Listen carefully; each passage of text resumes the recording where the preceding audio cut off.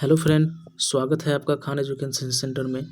आज हम लोग coast guard GD, DB, SSC MTS, air force Y group, SSC GD, railway का most important question GK GS का क्वेश्चनों का एक संग्रह देखेंगे जो आपको आगे चलकर सभी एग्जामिनेशन में काफ़ी हेल्पफुल साबित होगा।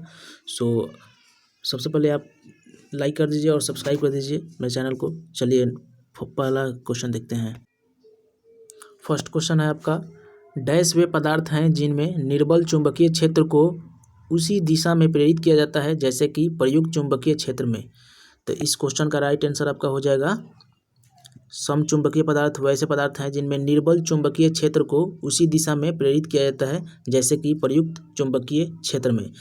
अगर यहाँ पे निर्बल चुंबकीय क्षेत्र की जगह पे अगर प्रबल चुंबकीय क्षेत्र दे देता कि वे पदार्थ जो प्रबल चुंबकीय क्षेत्र को उसी दिशा में प्रेरित किया जाता है जैसे कि प्रयुक्त चुंबकीय क्षेत्र में, तो उसका राइट आंसर आपका लौह चुंबकीय होता है क्योंकि यह प्रबल अट्रैक्ट करता है। तो इस क्वेश्चन का राइट आंसर आपका हो जाएगा समचुंबकीय पदार्थ। और लौह चुंबकीय पदार्थ का आपका उदाहरण है लोहा, फेरस, कोबाल्ट, निकेल। और प्रतिचुंबकीय पदार्थ का आपका उदाहरण है सीसा, पानी, नाइट्रोजन, कॉपर। और अनुचुंबकीय पदार्थ जो होता है उसका आपका उदाहरण है अल्मुनियम, मैग्नीज और प्लेटिनम इत्यादि। सो इस क्वेश्चन का आपका राइट आंसर हो जाएगा समचुंबकीय पदार्थ। सो नेक्स्ट क्वेश्चन है आपका, आदर्श गैस समीकरण डैश है। आदर्श गैस का समीकरण क्या होता है? तो आदर्श गैस का समीकरण होता है PV बराबर nRT। तो इस क्वेश्चन का राइट आंसर आपका हो जाएगा फर्स्ट नंबर हो जाएगा क्योंकि यहाँ पे T जो है अपॉन में है, उधर जाएगा तो मल्टीप्लाई में हो जाएगा। तो PV बराबर म्यू RT या nRT होता है, जहाँ पे P जो होता है वो प्रेशर को डिनोट करता है, V जो होता है वो वॉल्यूम को डिनोट करता है, T जो है वो टेम्परेचर को डिनोट करता है, जो R है वो सार्वभौमिक नियतांक है, गैस का सार्वभौमिक नियतांक है, और म्यू जो है वो आदर्श गैस की संख्या को निर्देशित करता है। सो आपका राइट आंसर हो जाएगा PV अपॉन T बराबर म्यू आर। फर्स्ट ऑप्शन आपका राइट आंसर हो जाएगा। नेक्स्ट क्वेश्चन है आपका, स्पंज और हाइड्रा जैसे पशुओं में भोजन और ऑक्सीजन का परिवहन डैश द्वारा किया जाता है। स्पंज और हाइड्रा जैसे पशुओं में भोजन और ऑक्सीजन का परिवहन किसके द्वारा किया जाता है? तो वो किया जाता है केवल जल के द्वारा किया जाता है। और ये स्पंज और हाइड्रा जो है इनमें परिसंचरण तंत्र जो होता है वो नहीं होता है। परिसंचरण तंत्र जो है वो अनुपस्थित होता है। और जो स्पंज होता है ये समुद्री इलाकों में ही रहता है, समुद्री जल में ही रहता है, जबकि हाइड्रा जो है ये मीठे जल में रहता है। तो सो आपका राइट आंसर हो जाएगा केवल जल के द्वारा ही इनका परिवहन पशुओं में और भोजन और ऑक्सीजन के परिवहन जो होता है। तो राइट आंसर हो जाएगा केवल जल।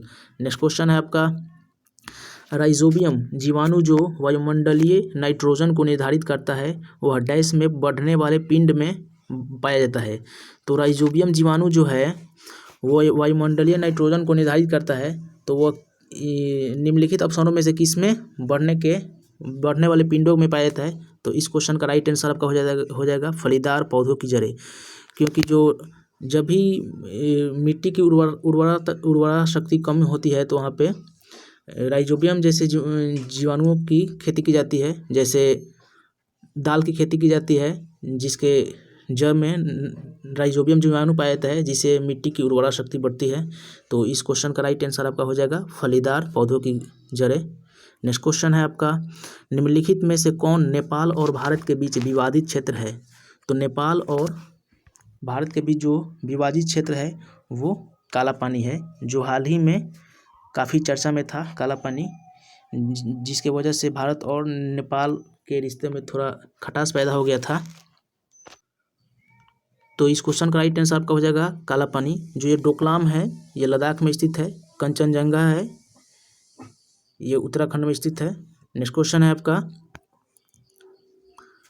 कुडनकुलम नागरिक परमाणु ऊर्जा संयंत्र भारत द्वारा डैश के सहयोग से बनाया गया था। जो कुडनकुलम नागरिक परमाणु ऊर्जा संयंत्र है ये निम्नलिखित में से किसके द्वारा सहयोग के द्वारा बनाया गया था? तो रूस के सहयोग से बनाया गया था। और यह भारत का सबसे बड़ा नागरिक परमाणु ऊर्जा संयंत्र है जो रूस के सहयोग से बनाया गया था। चीन की राजधानी है बीजिंग, जिसका मुद्रा है रेमेंडी।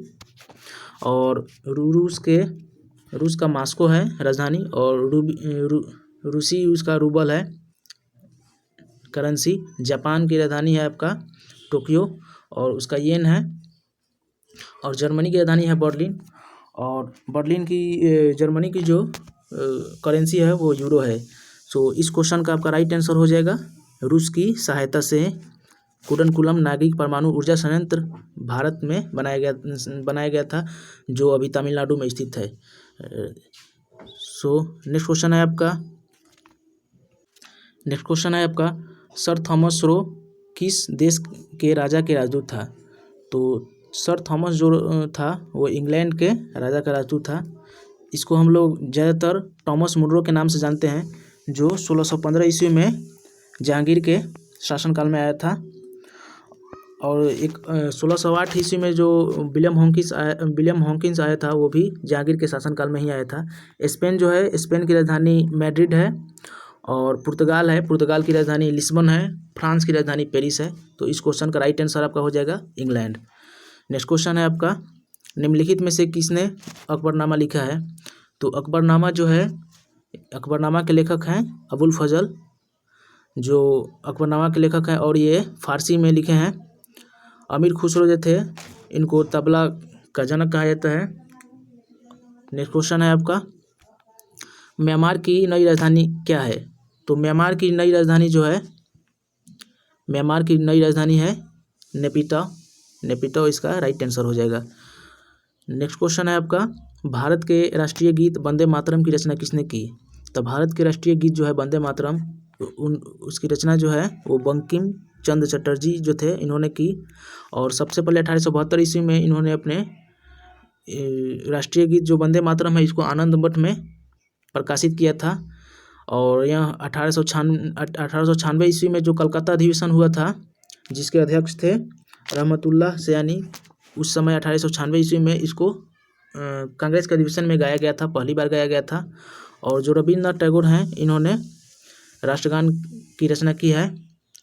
और इनको 1913 ईस्वी में नोबेल पुरस्कार दिया गया था गीतांजलि के लिए। और यहाँ भारत के ही नहीं बल्कि एशिया के पहले व्यक्ति थे जिन्होंने नोबेल पुरस्कार प्राप्त किया था। नेक्स्ट क्वेश्चन है आपका बिहू का त्यौहार पारंपरिक रूप से किस राज्य में मनाया जाता है? तो बिहू का त्यौहार जो है वो असम में मनाया जाता है। तो इस क्वेश्चन का राइट आंसर आपका हो जाएगा असम, जो इनमें से कोई नहीं है, असम इसका राइट आंसर हो जाएगा। नेक्स्ट क्वेश्चन है आपका निम्नलिखित में से कौन सा नृत्य अपनी उत्पत्ति की स्थिति के साथ सही ढंग से मेल नहीं खाता है? तो इस क्वेश्चन का राइट आंसर आपका हो जाएगा कथक। कथक जो है वो उत्तरी भारत में प्रचलित है। भरतनाट्यम जो है वो तमिलनाडु में है। कथकली जो है वो केरल में प्रचलित है। और कुचिपुड़ी है वो आंध्र प्रदेश में है। यक्षगान जो है वो कर्नाटक में है। तो इस क्वेश्चन का राइट आंसर आपका हो जाएगा कथक जो है वो उत्तर भारत का शास्त्रीय नृत्य है। नेक्स्ट क्वेश्चन है आपका नियंत्रक एवं महालेखा परीक्षक CAG का वेतन और सेवा शर्त कौन तय करता है? तो CAG वर्तमान में CAG कौन है? तो CAG हैं गिरीश चंद्र मुर्मू हैं।